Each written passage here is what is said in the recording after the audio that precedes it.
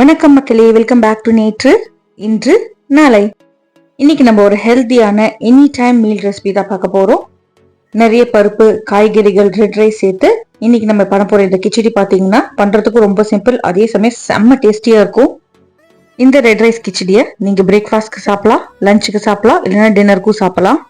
முக்கியமா என்ன அட்வான்டேஜ் பாத்தீங்கன்னா தொட்டுக்கிறதுக்கு எந்த சைட் டிஷ்ஷும் தேவையில்லைங்க. அப்படியே ஒரு பவுல்ல ஸ்பூன் போட்டு நீங்க சாப்பிட்டுட்டு போயிட்டே இருக்கலாம்.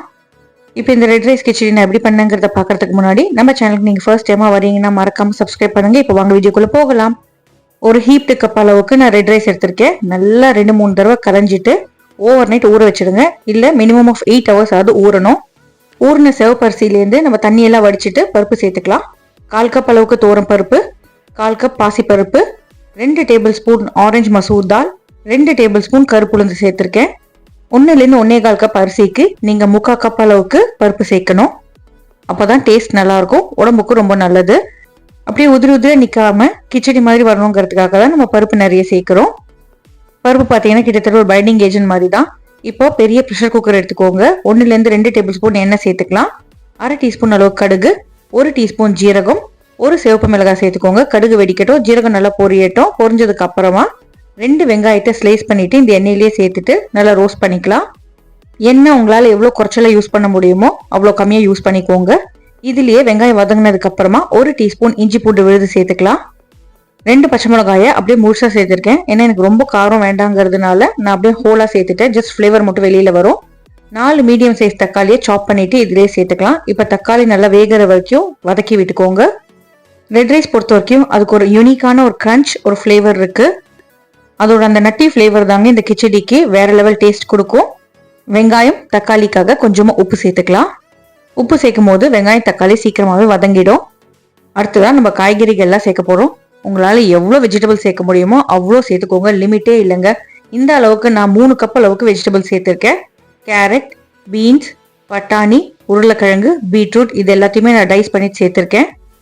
வெஜ்ஜி சேர்க்கும் போது டேஸ்ட் மட்டும் இல்லைங்க, உங்களுக்கு நல்ல ஃபில்லிங்காகவும் இருக்கும். காய்கறி எல்லாத்தையும் இந்த வெங்காயம் தக்காளி மசாலாவோடவே நல்லா பரட்டி விட்டுக்கலாம். அடுத்ததா இதுலயே பொடிகள்லாம் சேர்த்துக்கோங்க. 1/4 டீஸ்பூனுக்கும் பாதி அளவுக்கு மஞ்சள் பொடி சேர்த்துக்கலாம். மிளகாய் பொடி பார்த்தீங்கன்னா நான் 1/2 டீஸ்பூன் தான் சேர்த்திருக்கேன். ஆனால் காரத்துக்கு 1 டீஸ்பூன் சாம்பார் பொடி சேர்த்திருக்கேன். 1 டீஸ்பூன் அளவுக்கு மல்லிப்பொடி, 1 டீஸ்பூன் ஜீரக பொடி சேர்த்துக்கலாம். வெஜ்ஜிஸோட ஒரு ஃபியூ செகண்ட்ஸ்க்கு மிக்ஸ் பண்ணாலே இந்த பொடியோட பச்சை வாசனை எல்லாம் போயிடும். இந்த மாதிரி நம்ம தண்ணியே சேர்க்காம கிளறி விடும்போது இதுலயே நம்ம காய்கறிகள் பாதி அளவுக்கு வெந்துடும். இப்போ நம்ம அலம்பி எடுத்து வச்சிருக்கிற அரிசி சாதம் மிக்சர் சேர்த்துக்கலாம். அதாவது ரெட் ரைஸ், தோரம் பருப்பு, உளுத்தம் பருப்பு, மசூர் தால், பாசி பருப்பு இது எல்லாத்தையுமே நான் இதில் சேர்த்துக்கிறேன். ஸோ ஒரு பவுல் இந்த கிச்சடியில் பார்த்தீங்கன்னா ரெட் ரைஸோட குட்னஸ், அதுக்கப்புறம் காய்கறிகளோட குட்னஸ், ப்ளஸ் நம்மளுக்கு 4 பருப்போட குட்னஸ்மே கிடைக்கும். ரெட் ரைஸை பொறுத்த வரைக்கும் அதுக்கு எக்கச்சக்கமான ஹெல்த் பெனிஃபிட்ஸ் இருக்குங்க. நார்மல் ஒயிட் ரைஸை டிச் பண்ணிட்டு இந்த மாதிரி கிச்சடியில் நீங்கள் ரெட் ரைஸ் சேர்த்தீங்கன்னா தனியா சாப்பிட மாட்டேன்னு சொல்றவங்க கூட கண்டிப்பா சாப்பிட்டுருவாங்க. இப்போ இந்த கிச்சடி வேகிறதுக்கு தேவையான அளவுக்கு தண்ணி சேர்த்துக்கலாம். ஒரு கை அப்படியே டிப் பண்ணீங்கன்னா உங்களோட ஃபுட்டுக்கு மேல 2 இன்ச் அளவுக்கு தண்ணி இருந்தா குக்கர்ல வெளியில வழியாம இருக்கும். தண்ணி சேர்த்துட்டு நல்லா கலந்து விட்டுட்டு இந்த கிச்சடிக்கு தேவையான அளவுக்கு உப்பு சேர்த்துட்டு நல்லா கொதி வரும்போது நம்ம ப்ரெஷர் குக்கரை மூடி விசில் போட்டுக்கலாம்.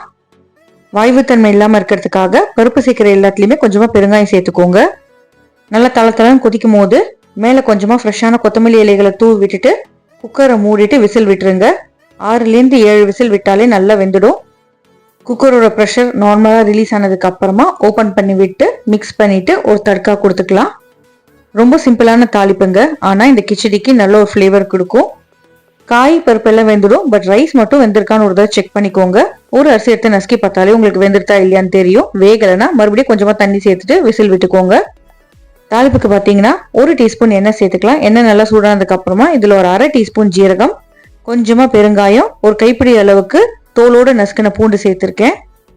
ரோஸ்டட் ஃப்ளேவர் பிளஸ் ஒரு கலருக்காக 1/2 டீஸ்பூன் காஷ்மீரி மிளகாய் பொடியை பூண்டு பொரிஞ்சதுக்கு அப்புறமா இந்த எண்ணெயிலேயே சேர்த்துருங்க. இப்போ இந்த தாளிப்பை நம்ம கொதிக்கிற டால் கிச்சடியில சேர்த்துக்கலாம். சேர்த்ததுக்கு அப்புறமா அடுப்பை ஆஃப் பண்ணிட்டு நல்லா கலந்து விட்டுக்கோங்க. புளிப்புக்காக 1/2 லெமன்லேருந்து 1 லெமன் புழிஞ்சு விட்டுக்கோங்க. நல்லா கலந்து விட்டுட்டு ஃப்ரெஷ்ஷாக சாப் பண்ண கொத்தமல்லி இலைகள் மேலே தூவிட்டு கொஞ்சமாக நெய் சேர்த்துக்கலாம். நெய் சேர்க்கறது ஆப்ஷனல் தான், பட் கிச்சடிங்கிற போது நம்மளுக்கு நெய் வாசனை இருந்தால் நல்லாயிருக்கும். ஜஸ்ட் ஒரு டேஸ்ட்டுக்காக தான் சேர்த்துருக்கேன். கொஞ்சம் அப்படியே லூஸாக இருக்கட்டும். ஆற உங்களுக்கு கெட்டி ஆகிட்டே போகும். முடிஞ்ச அளவுக்கு சூடாக சாப்பிடுங்க, அப்போ தாங்க டேஸ்டியாக இருக்கும். சூப்பர் யம்மி பிளஸ் சூப்பர் ஹெல்த்தியான இந்த ரெட் ரைஸ் தால் கிச்சடியை நீங்களும் உங்க வீட்டில் ட்ரை பண்ணி பார்த்துட்டு எப்படி வந்ததுங்கிறத எனக்கு மறக்காம கமெண்ட்ஸை சொல்லுங்க. நம்ம சேனலுக்கு நீங்க ஃபர்ஸ்ட் டைமா வரீங்கன்னா லைக் பண்ணுங்க, ஷேர் பண்ணுங்க, சப்ஸ்கிரைப் பண்ணுங்க. தேங்க்ஸ் ஃபார் வாட்சிங். Have a great day.